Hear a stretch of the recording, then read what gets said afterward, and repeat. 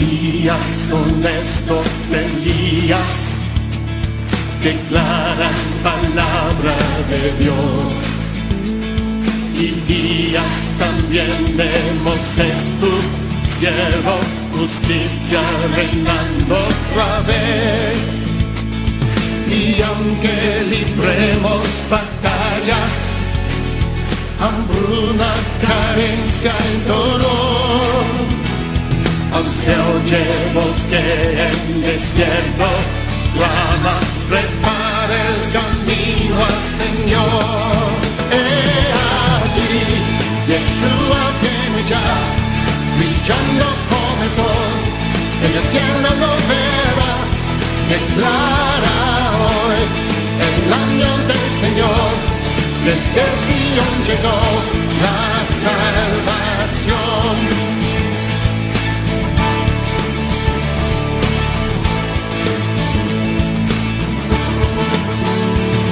Días de Ezequiel también llegan, los huesos se llenan de piel.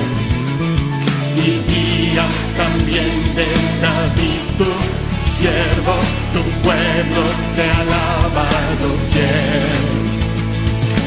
Son días de gran cosecha, los campos ya listos están. Somos los obreros de tu viña, declaramos hoy tu verdad. Allí Yeshua viene ya, brillando como el sol, en el cielo lo verás, declara hoy el año del Señor, desde Sion llegó la salvación. Vamos a Lucas capítulo 6, versos 12 al 16 y buscando también Marcos 3, del 13 al 19. Entonces vamos a leer primero Lucas. Dice Lucas: en aquellos días él fue al monte a orar y pasó la noche orando a Dios. Y cuando era de día llamó a sus discípulos y escogió a 12 de ellos, a los cuales también llamó apóstoles: a Simón, a quien también llamó Pedro, a Andrés su hermano, Jacobo y Juan, Felipe y Bartolomé, Mateo, Tomás, Jacobo hijo de Alfeo, Simón llamado el Celote, y Judas hermano de Jacobo, y Judas Iscariote, quien llegó a ser el traidor. Amén. Palabra de Dios. Vamos a ir a Marcos capítulo 3, desde el 13 al 19, y dice el libro de Marcos: después subió al monte y llamó así a los que quiso, y vinieron a él, y estableció a 12 para que estuviesen con él y para enviarlos a predicar, y que tuviesen autoridad para sanar enfermedades y para echar fuera demonios. A Simón, a quien puso por sobrenombre Pedro, a Jacobo hijo de Zebedeo, y a Juan hermano de Jacobo, a quienes apellidó Boanerges, esto es, hijos del trueno, a Andrés, Felipe, Bartolomé, Mateo, Tomás, Jacobo hijo de Alfeo, Tadeo, Simón el cananeo y Judas Iscariote, el que le entregó, y vinieron a casa. Amén. Esta es, por así decirlo, la perícopa, la historia que hoy vamos a tratar. Yo les quiero recordar el último sermón que tuvimos. ¿Cuántos se acuerdan del último sermón? No el de la piedra de tropiezo, ese fue la semana pasada. Amén. ¿Cuántos se gozaron la semana pasada? Amén. Bendito Dios, dele la gloria al Señor, que el Señor sigue trabajando en su pueblo y con su gente. Amén. Yo tengo una línea que vengo siguiendo desde hace un poco más de medio año, donde estamos siguiendo la Biblia cronológica, ¿cierto? Y la semana pasada, o la última vez que compartimos nosotros, hablamos de que Jesús había sanado a muchas personas, ¿cierto? Una de ellas fue el hombre de la mano seca. ¿Recuerdan ustedes esa parte? Al hombre de la mano seca. Después de ahí salió y sanó a mucha gente alrededor del mar de Galilea. y también nos encontramos con alguna situación allí. Estando Jesús en el mar de Galilea, dice la escritura que él se fue a un monte, y según el libro de Lucas, el Señor Jesús pasó toda la noche orando. Ok, eso fue lo que leímos en el libro de Lucas. Dice que cuando él descendió de ese monte, de estar toda la noche orando, vino y escogió de sus discípulos a 12. Ok, lo leímos. Quiero leerlo otra vez, el versículo. Dice: en aquellos días se fue al monte a orar y pasó toda la noche orando, y cuando era de día llamó a sus discípulos y escogió a 12. ¿Ven? Parece ser que habían muchos discípulos,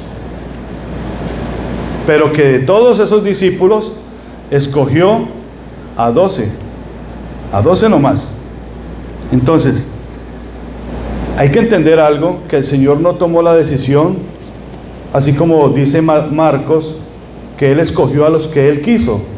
Marcos está afirmando que cuando Jesús subió al monte, oró al Padre, al Abacadosh, al Padre Santo, a Jehová Dios, se puso en acuerdo con Dios para llamar así a los que iban a ejercer ese ministerio. Amén. Por eso Marcos dice que Él llamó a los que Él quiso. Claro, porque ya había recibido la autoridad del Padre, ¿cierto? Entonces, ora toda la noche, y dice que luego reúne a sus discípulos más fieles y ordena a 12 de ellos como apóstoles. Habían muchos discípulos seguidores de Jesús. ¿Recuerdan cuando sanó al hombre de la mano seca? La casa estaba llena de discípulos, de seguidores, de fariseos, de escribas, de religiosos. También cuando salió al mar de Galilea, había una gran multitud que lo seguían. La mayoría de ellos eran enfermos, endemoniados y alejados de Dios. Y dice que Jesús los sanaba. Dice que incluso Jesús pidió una barca para él pararse en la barca porque la gente lo presionaba. Entonces, habían muchísimos discípulos, pero él escogió a 12. Amén. Dice: pasó toda la noche orando a Dios. Mis hermanos, ¿cuántas veces nosotros tenemos que tomar una decisión y no pasamos ni siquiera 2 minutos pidiendo la dirección de Dios? Dice que Jesús pasó toda la noche orando a Dios. Y yo me hice esta pregunta y el Señor me la contestó, porque el Señor es maravilloso con sus hijos. Amén. ¿Qué era lo que Jesús oraba a Dios? ¿Qué era lo que el Señor le estaba pidiendo al Padre para recibir esa autorización y poder seguir con su ministerio?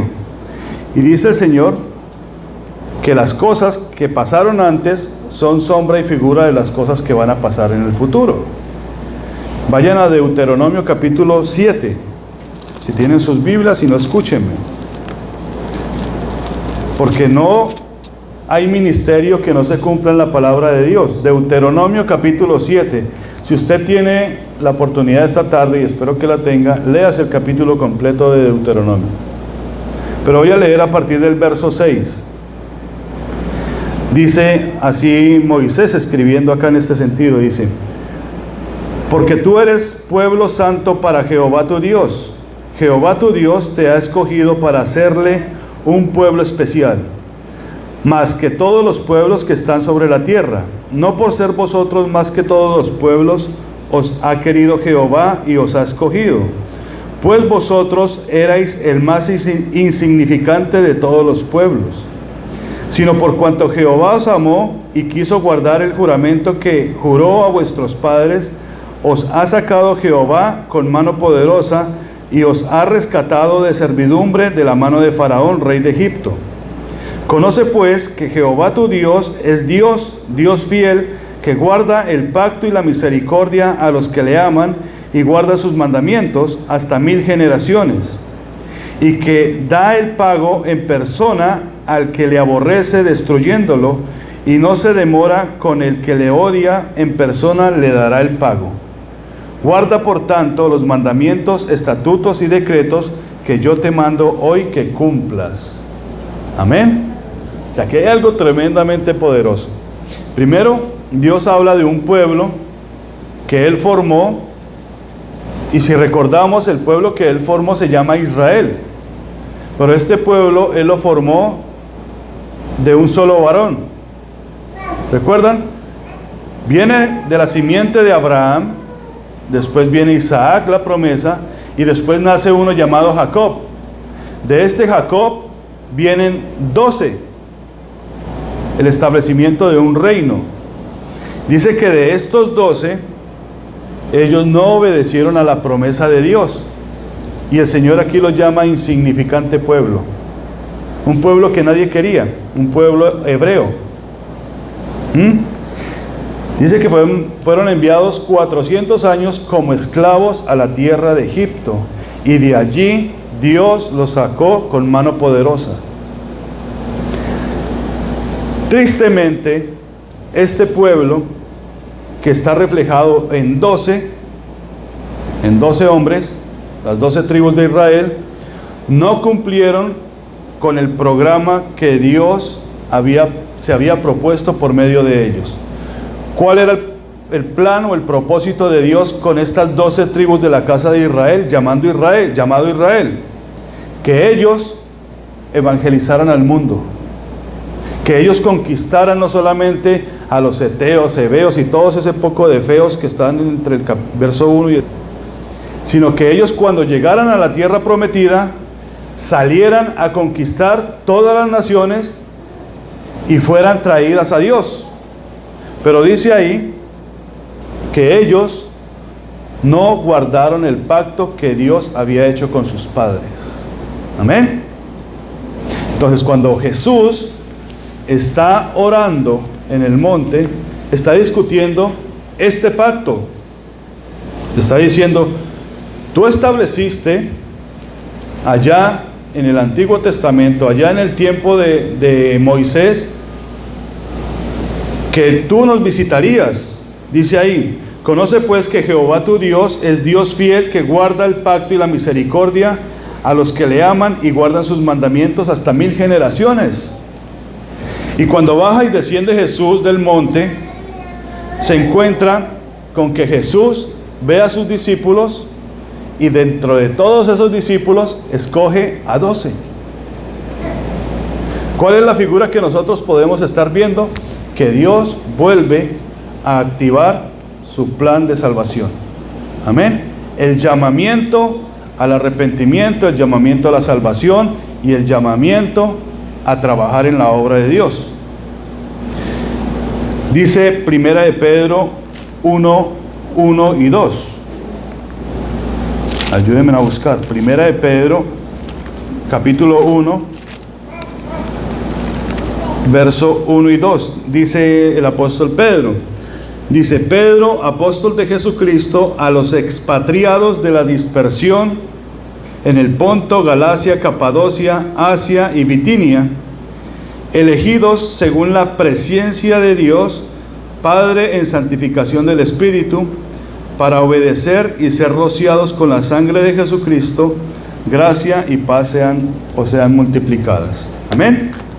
Entonces, este es un llamamiento santo después de que Jesús está orando, pero ahora Jesús no va a utilizar a las 12 casas de Israel.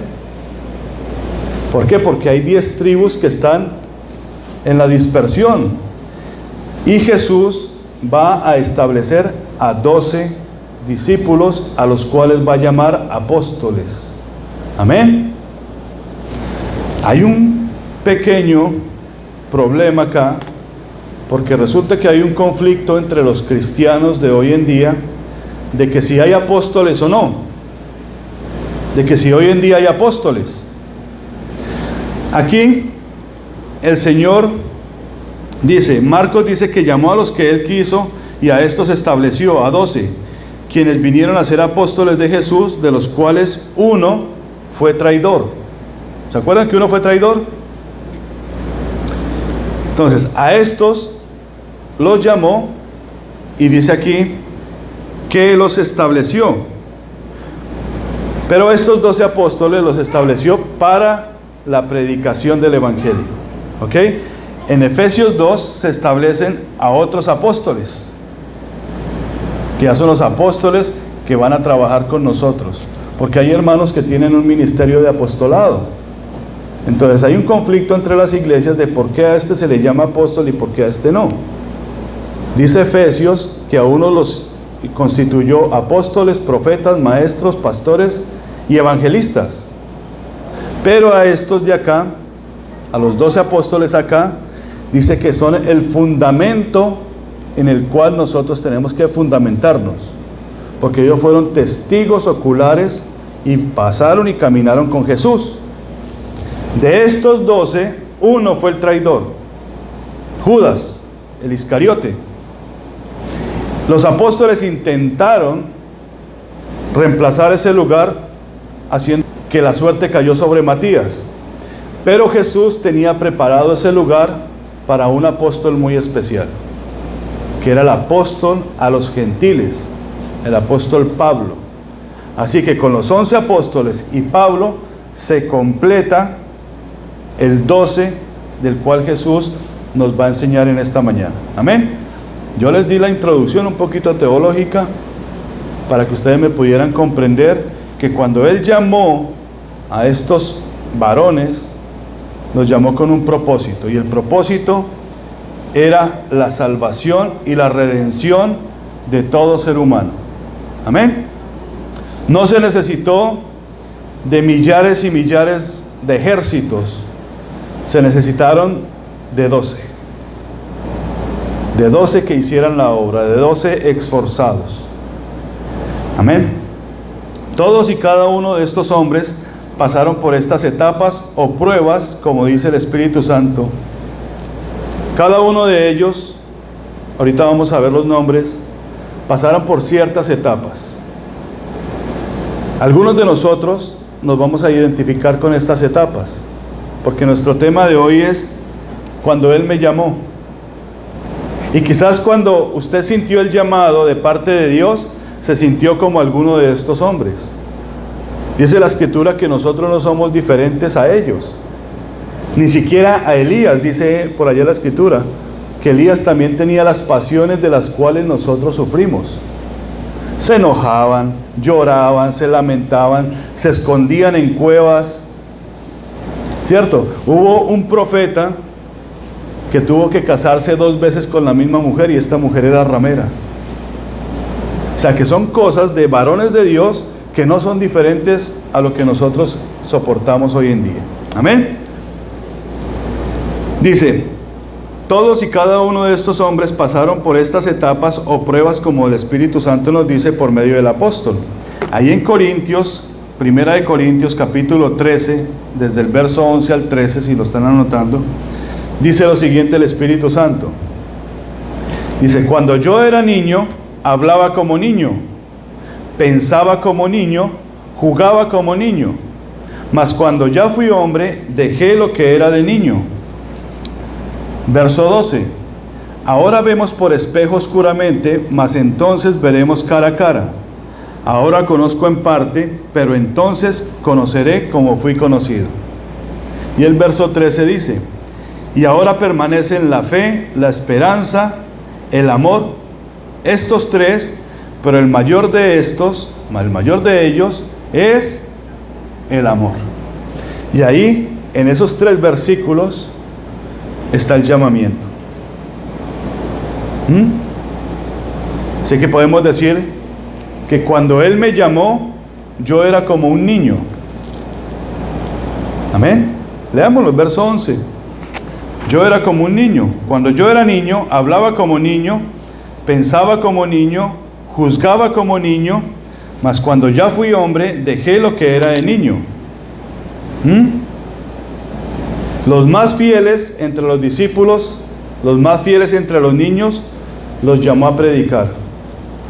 Porque ciertamente todos nos comportábamos como niños, o mejor, todos nos comportamos como niños, ¿cierto?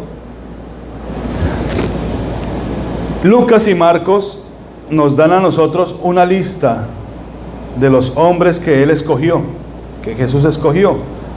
Yo esa lista, por orden, como están escritas, las dividí en 3 partes.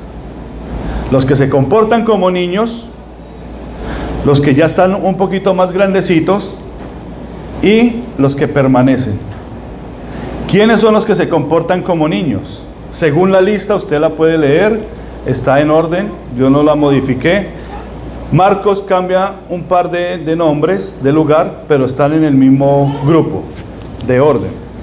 Yo puse a los que se comportan como niños, y en el grupo que puse como los que se comportan como niños están Simón Pedro, Andrés, Jacobo y Juan, los 4 primeros. Estos fueron los que se comportaron como niños. Y podemos hablar de cómo es que se comporta un niño.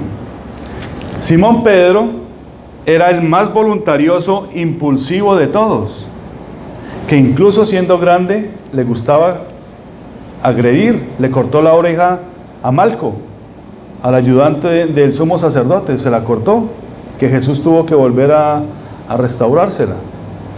Pedro se comportaba como un niño, era voluntarioso, le gustaba hacer lo que él pensaba. Así son los niños, hay que corregirlos. Andrés, el hermano de Pedro, que era discípulo de Juan el Bautista y hermano de Pedro, era muy atento a invitar y llamar a todos a que vinieran hacia el Mesías. Era como esos niños que van convidando a todos para que vengan a jugar. Se comportaba como un niño, activo, se movía para aquí y para allá. Amén. Jacobo, que también se llama Santiago, ese es el nombre griego, pero Jacobo es el hebreo, era un fiel seguidor, dirigente de Jesús. Era hermano de Juan, del apóstol. Este Jacobo simplemente observaba, pero era muy bueno para dirigir. Él fue el que dirigió el concilio de Jerusalén. Este Jacobo no le importaba lo que le sucediera. Fue el primer mártir de los apóstoles. Fue el primero que mataron. Junto con su hermano Juan, Juan era un engreído, era el más pequeño de todos, pero Juan y Jacobo fueron los que fueron ante Jesús y junto con su madre le pidieron que los pusieran en ciertos lugares de privilegio cuando estuviera en el reino de los cielos. Jesús les dijo: esto no me compete a mí darlo. Pero Juan era un engreído, pero fiel. También era un hombre sumiso, y tremendamente en este Juan, que era un engreído, se perfeccionó el amor de Dios. Si ustedes leen primera carta, segunda carta y tercera carta de Juan, hablan del amor de Dios.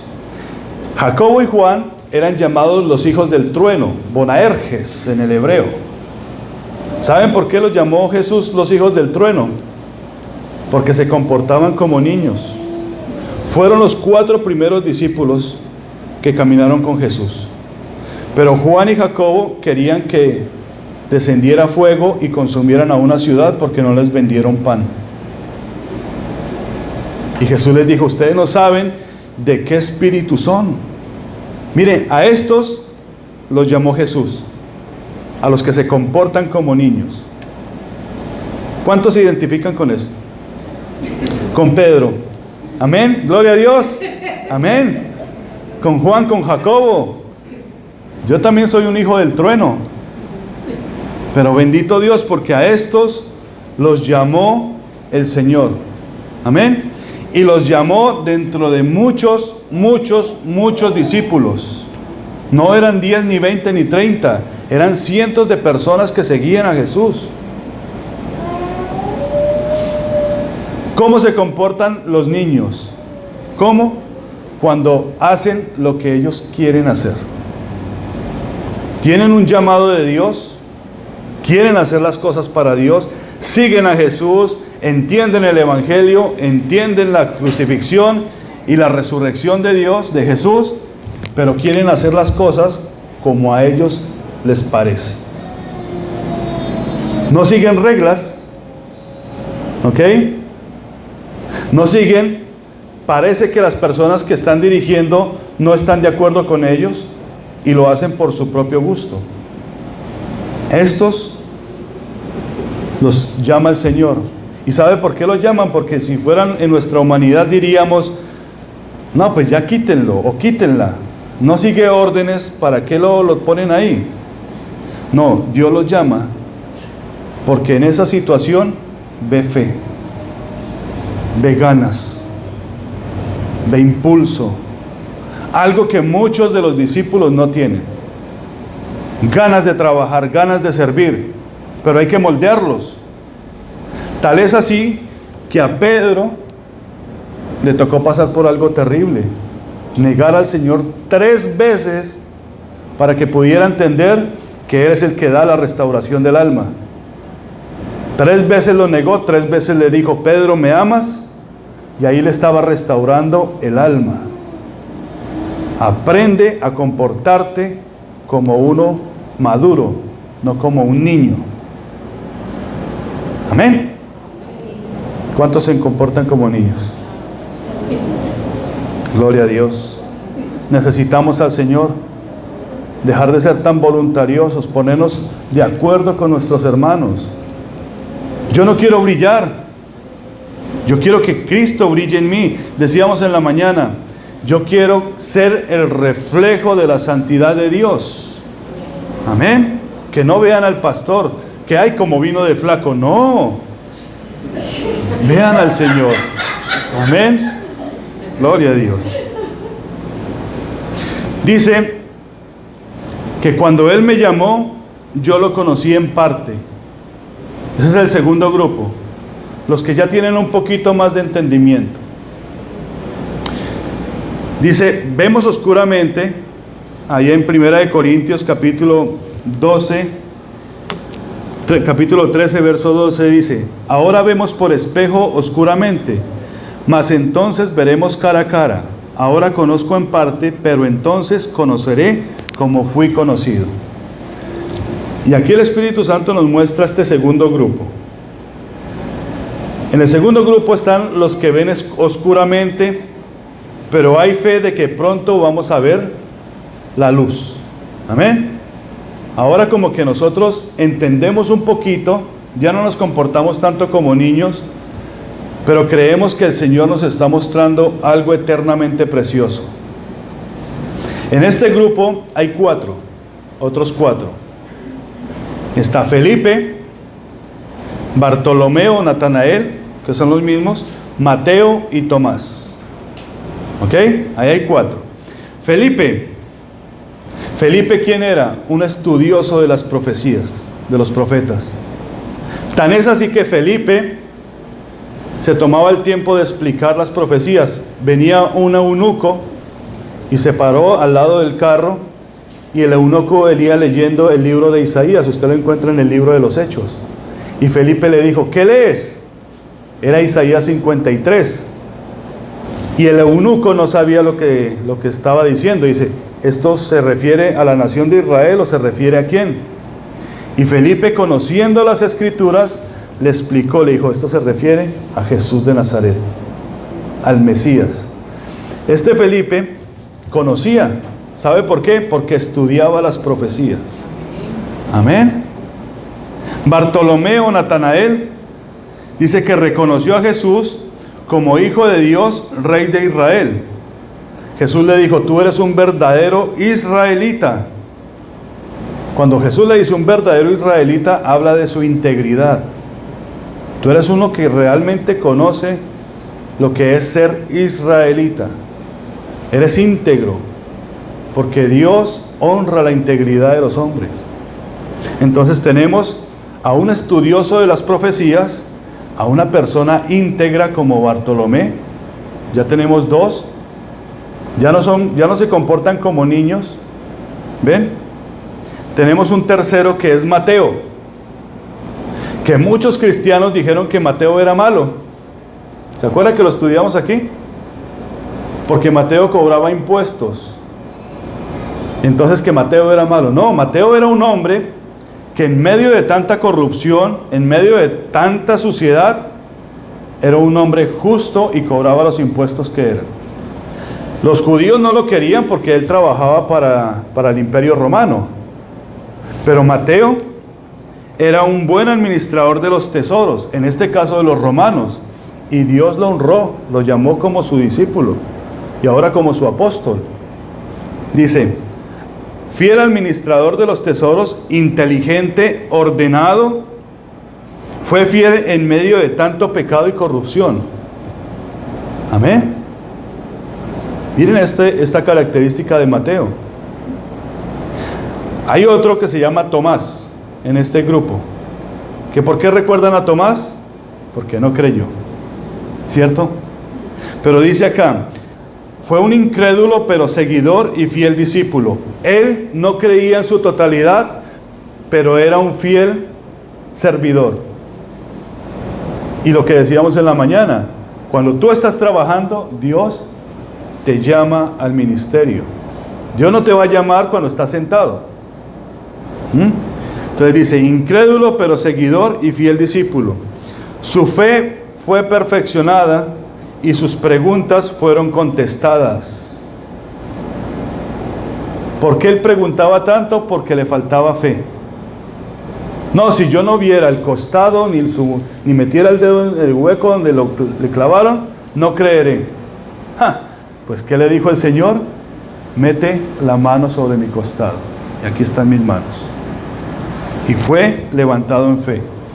Pero estos grupos, Felipe, Bartolomé, Mateo y Tomás, son los que se esfuerzan por conocer. ¿Cuántos están en ese grupo? Amén. ¿Cuántos estudian las profecías? Amén. ¿Ven lo importante que son?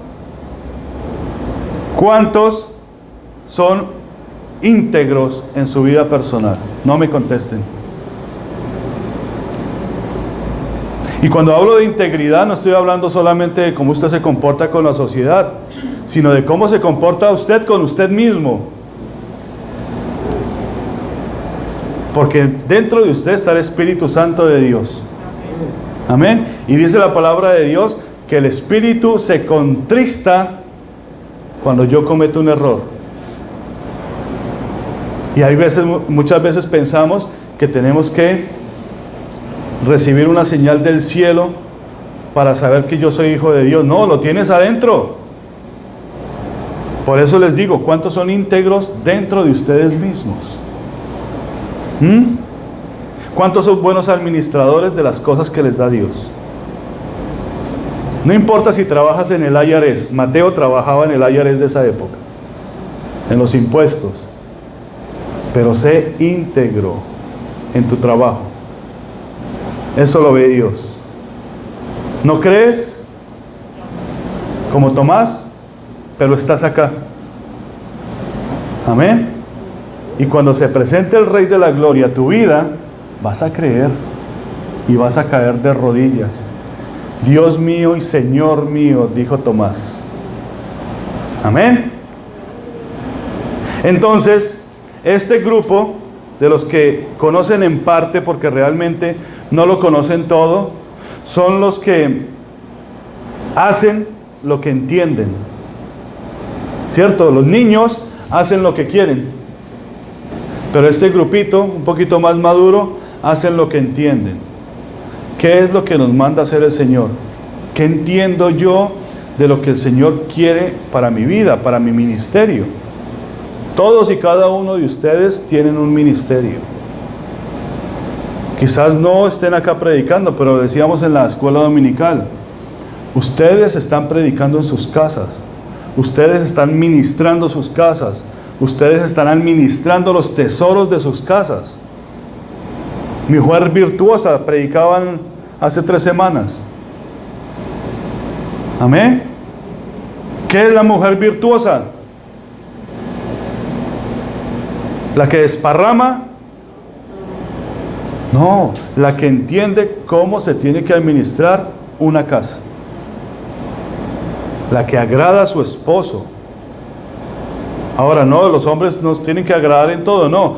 Nosotros somos parte de la iglesia que es una mujer. Así que nosotros también somos administradores y mayordomos de las cosas de Dios. Entonces, hacemos lo que yo entiendo. También dice que cuando Él me llamó,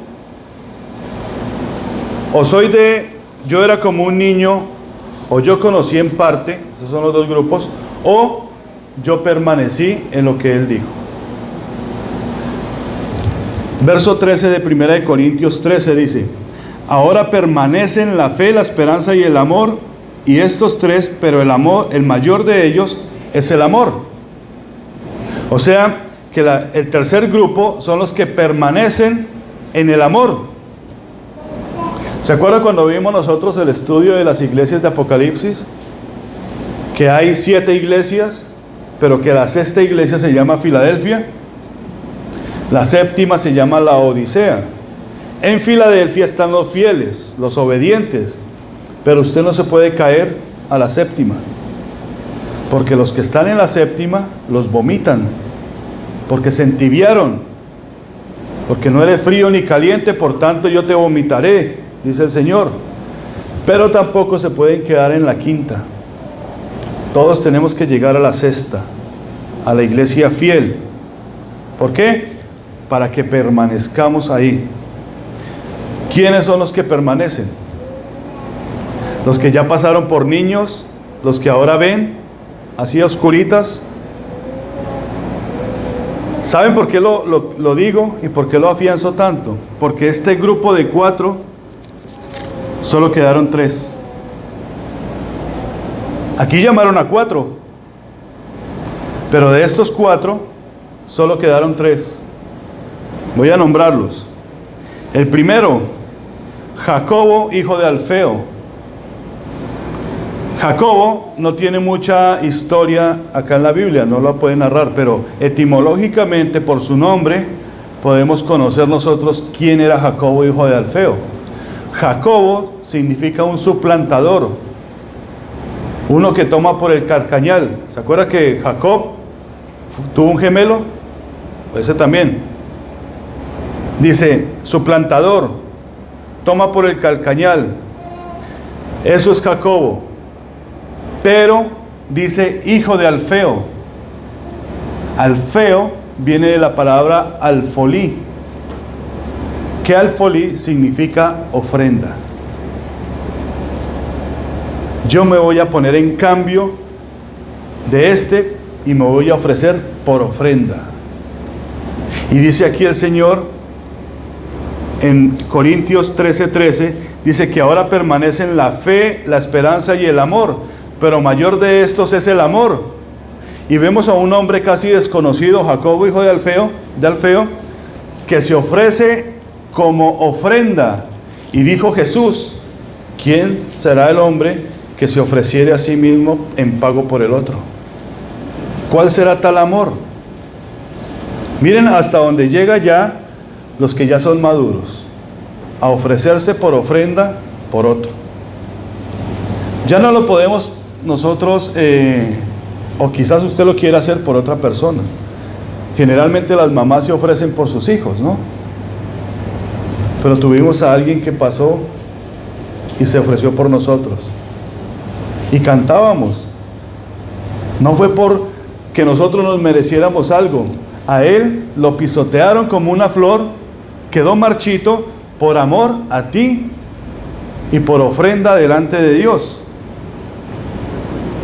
Ese es Jacobo, hijo de Alfeo. Quedan otros 2. Simón el Celote. ¿Quién era Simón el Celote? Era un guerrero patriota, amante de la tierra y de la nación. Los celotes eran un grupo guerrillero allá en Judá en esa época.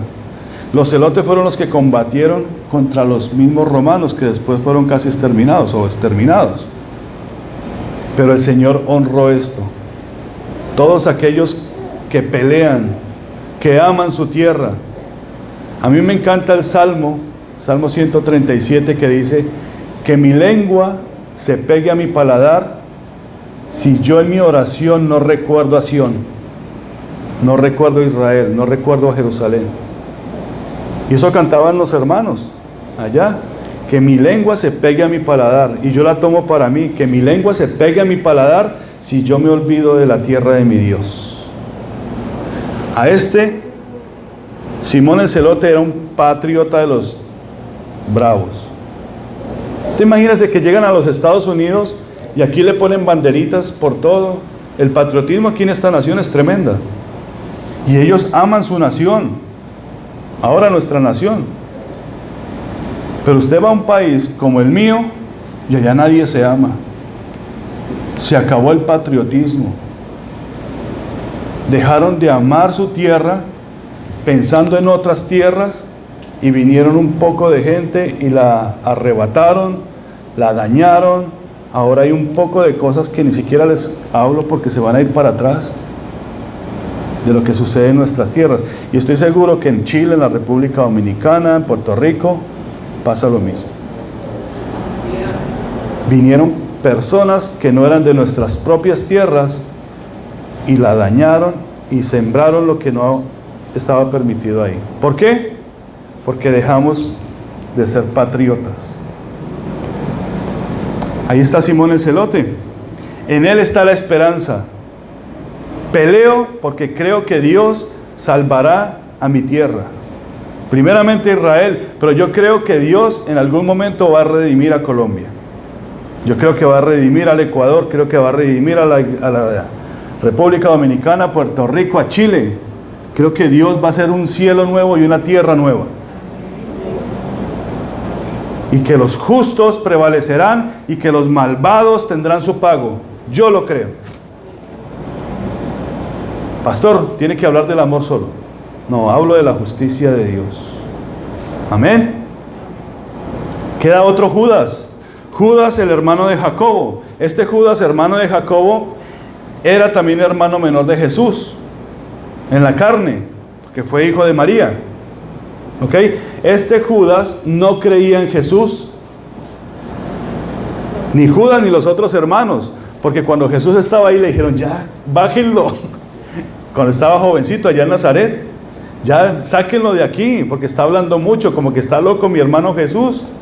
Ellos dos no creían en Jesús, pero dice que cuando el Señor se manifestó a ellos, creyeron. Y este varón, este hombre, fue el que escribió la carta Judas, antes de Apocalipsis, donde dice que tenemos que contender ardientemente por la fe. O sea que aquí tenemos el amor, la fe y la esperanza. Pero dice que el mayor de todos es el amor. Y quedó fuera uno, el último de la lista. ¿Cuál es el que quedó fuera? El traidor. Judas Iscariote. Y estos se supone que son los más maduros. A Judas Iscariote le pasó lo que le pasó a Satanás, que teniéndolo todo, se dejó seducir y se cayó de la gracia. Judas salió a predicar. Judas sanó personas, sacó demonios, caminó con Jesús y se cayó. Satanás estaba delante del trono de Dios Padre, y se cayó.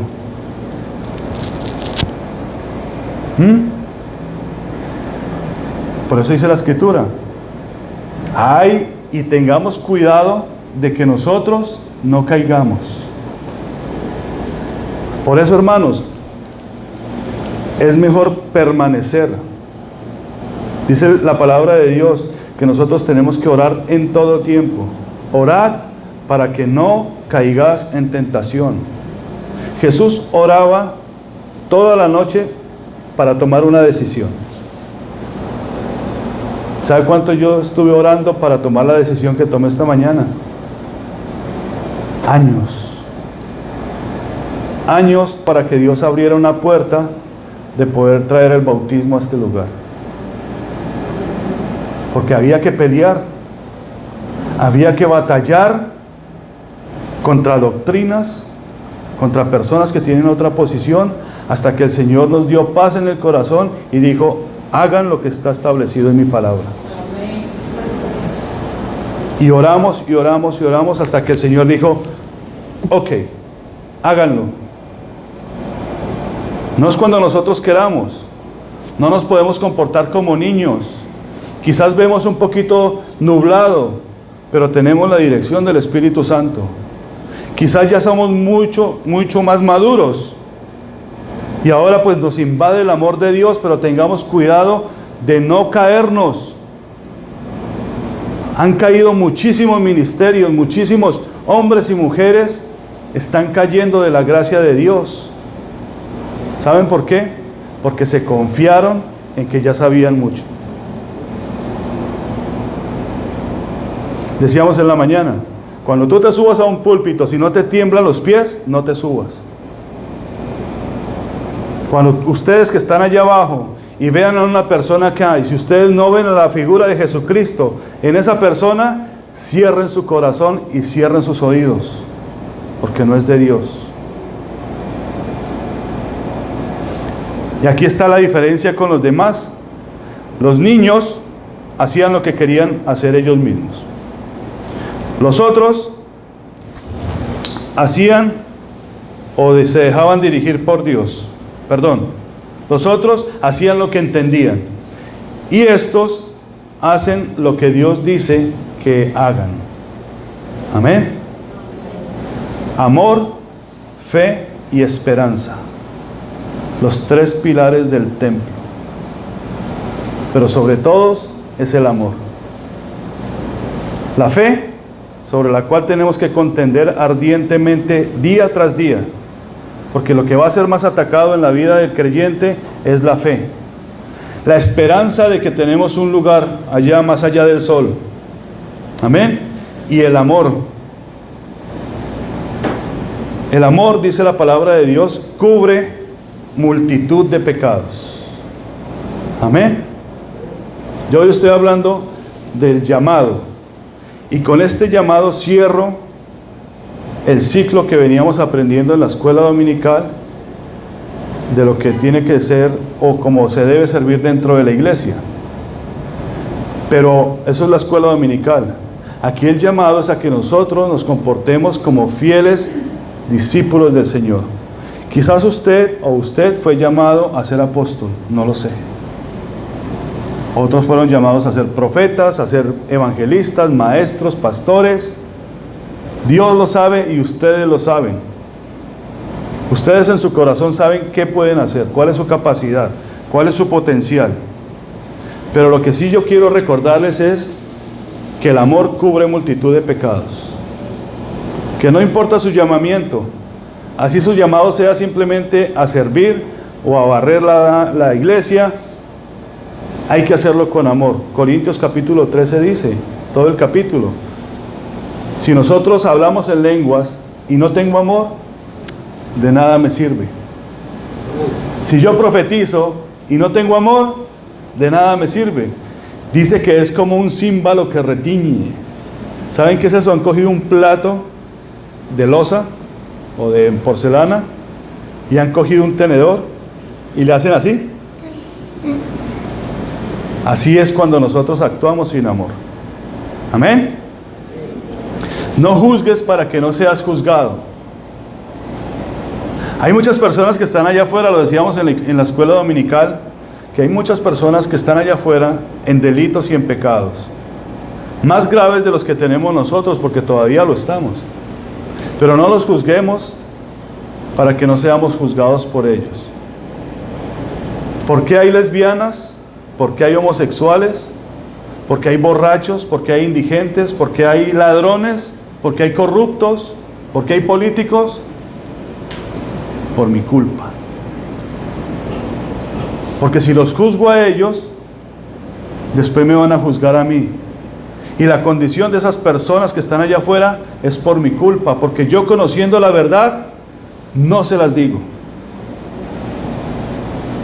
Conociendo el camino de la salvación, no se los digo, no se los predico. Por el contrario, lo que quiero hacer es: oh, usted es esto y esto, lo otro, y así. No, para eso está la mansedumbre, el amor, la templanza, la bondad.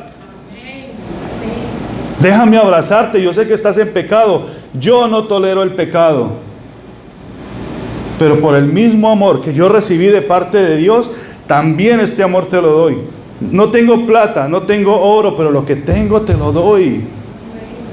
Levántate en el nombre de Jesucristo. Dios te puede hacer una nueva familia, no una nueva persona. Pero no podemos estar peleados contra el pecador, que nosotros somos los primeros. Ama al que te maltrata. No aceptes el pecado, no lo toleres, pero intenta salvar al que está en él. Edificaos sobre el fundamento de los apóstoles. Hay un fundamento, porque ahora hay muchos apóstoles. Hay muchas personas que les gustan los títulos. A mí me gusta simplemente predicar la palabra de Dios.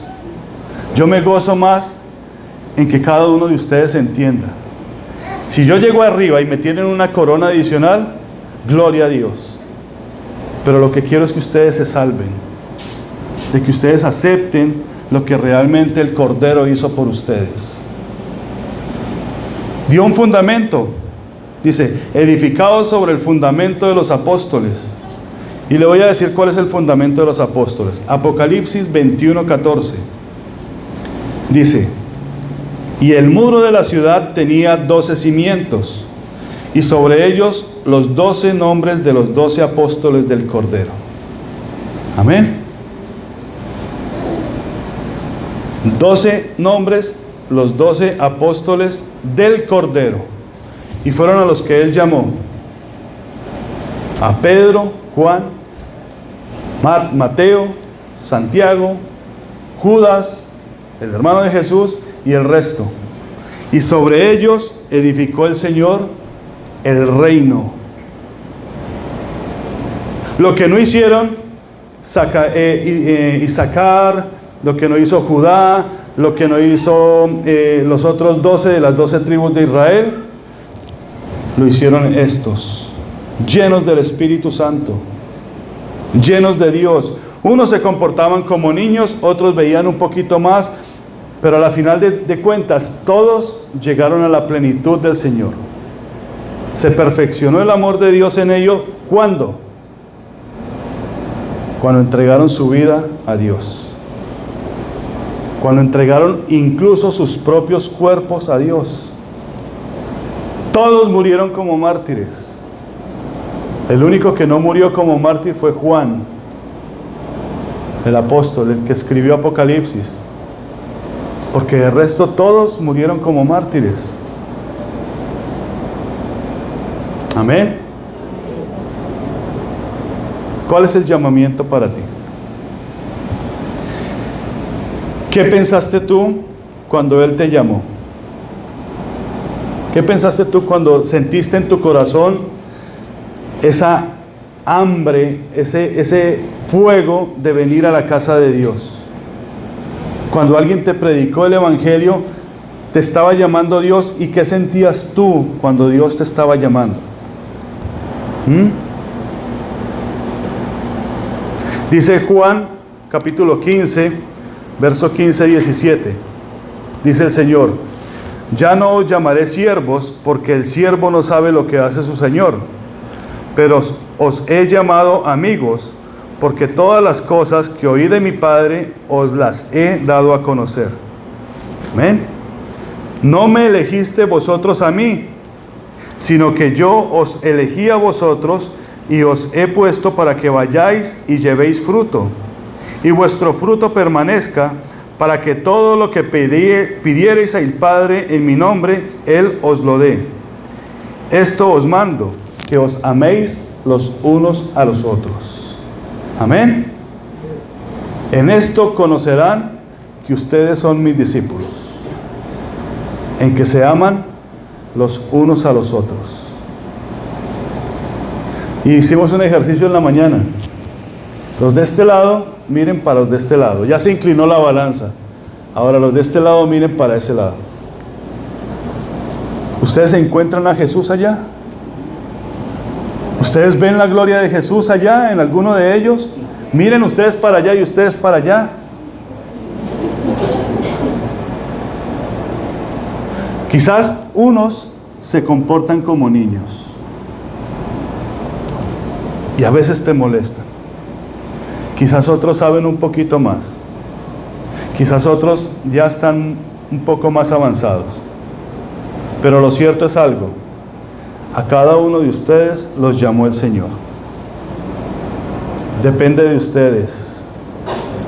Depende de su esfuerzo en buscar a Dios. Dice la palabra de Dios: busquen a Dios mientras éste pueda ser hallado.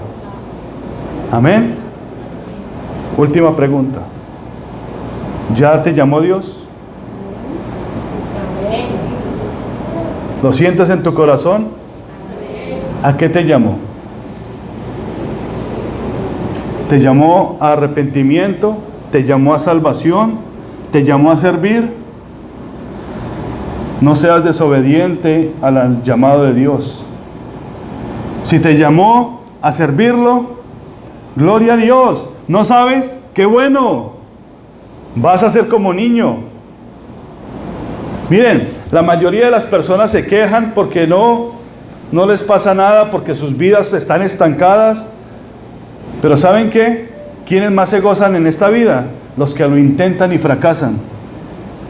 Porque los que no lo intentan, no les pasa nada en la vida. Haz algo. Invéntate algo para el Señor. ¿Quieres aprender doctrina? ¿Quieres aprender los preceptos del reino? Aquí está la iglesia para que aprendas. Pero qué lindo es pararte tú, sentarte en un bus y predicarle el evangelio a un perdido. Cuán bellos son los pies de aquellos que anuncian el evangelio de la paz. Amén. Amén. Vamos a reflexionar sobre esto. Vamos a dar gracias al Señor. Gracias por su esfuerzo. Gracias por su dedicación. Gracias por sus horas de estudio, por sus horas de trabajo, porque ustedes dejaron de hacer sus cosas por venir a la iglesia a servir al Señor. Vuelvo y lo digo, y con esto me despido. Yo no oraba por ustedes. Créanme que no. Yo oraba para que Dios se agradara de lo que ustedes estaban haciendo. Porque yo confío y tengo fe en cada uno de ustedes, de que ustedes han recibido de parte de Dios todo lo que ustedes hablan y practican. Amén. Dice, la palabra de Dios no vuelve vacía. Pero allí, en el campo de batalla, es donde se ven los guerreros. No se ven sentados. Dice por allá un dicho, es que los toros se ven mejor desde la barrera. Nada. Allá es donde usted sabe quién es un torero, quién es un guerrero. Así que Dios los bendiga. Muchas gracias. Gracias a Dios por sus vidas, por sus casas, por sus ministerios. Yo espero seguir aportando un poco más. Ya no me van a ver mucho en el púlpito, quizás unas 2 o 3 veces al mes, porque hay mucho potencial acá y tienen que seguir. Amén. Vamos a ponernos de pie y vamos a dar gracias al Señor, pedir la dirección del Espíritu Santo, pedir la dirección de Dios sobre ustedes, porque el llamado es para ustedes. Créanme que yo ya tengo mi llamado y tengo muchas cosas para hacer, pero el llamado es para ustedes. Necesitan sentir, percibir, oler el Espíritu Santo de Dios, el óleo de Dios. Si Dios dejara descender su aroma, bendito sea el Señor. Amén. Amén. Señor y Padre nuestro, te damos gracias, mi Dios, por este tiempo. Te damos gracias, Padre Santo, por tu palabra, Señor. Y te pedimos, mi Dios, que tu buen Espíritu, tu Santo Espíritu, Señor, ministre cada corazón, ministre cada mente, Señor. Ministre cada espíritu, mi Dios. Que este pueblo aquí reunido, Señor, tu pueblo, sea lleno de ti, sea lleno de tu presencia, sea lleno de tu amor, Señor, de tu misericordia. Que así como ellos están siendo, Señor, ministrados, también ellos puedan, Señor, ir a sus casas y abrazar, bendecir, mi Dios, amar a los demás, aún a los que están en discordia, Señor. Mira los matrimonios, mi Dios. Mira estas relaciones, Señor. Mira a nuestros hijos. Ayúdanos, Señor. Ayúdanos a dirigir correctamente nuestra casa, nuestra iglesia, mi Dios. Hacer luz en medio de las tinieblas. Oramos, Señor, por el mundo entero, mi Dios. Oramos por el infiel. Oramos, Señor, por el que daña, por el que roba, por el que mata, por el que maldice. Para que tu Santo Espíritu, mi Dios, lo cambie. Oramos también, Señor, por toda corrupción, Padre, para que sea sacada primeramente de nuestro cuerpo, Señor, de nuestro corazón, de nuestra casa, de nuestra iglesia. Y que tu justicia, mi Dios, y que tu paz, que sobrepasa todo entendimiento, sea gobernándonos, mi Dios. Gracias, Señor, porque un día levantaste a varones, Señor, esforzados para predicar tu palabra. Gracias, mi Dios, porque hoy sigues levantando a hombres y a mujeres, mi Dios, que reciben este llamado, Señor, y que empiezan a trabajar. Esta casa, Señor, está abierta, mi Dios, para todos aquellos que tú traigas a la salvación. Te alabamos, Señor, por las nuevas vidas, por la nueva familia. Y te pedimos, mi Dios, que obres en ella, que sea, Señor, de acuerdo a tu santa voluntad, que sanes, restaures, liberes, así también como te pedimos la sanidad para tu pueblo. Gracias, mi Dios. Acuérdate de las naciones, Señor, que aquí están representadas en este lugar. Ten misericordia, Señor. Ten misericordia de nuestros familiares que están allá en cada uno de esos lugares. Llévalos, Señor, visítalos, Señor, y tráelos, mi Dios, hacia tus pies. Te damos, mi Dios, a ti toda honra, toda gloria, toda alabanza en el nombre santo de nuestro Señor Jesucristo. Amén. Amén y amén. Dale un aplauso al Señor. Dios les bendiga, Dios les guarde.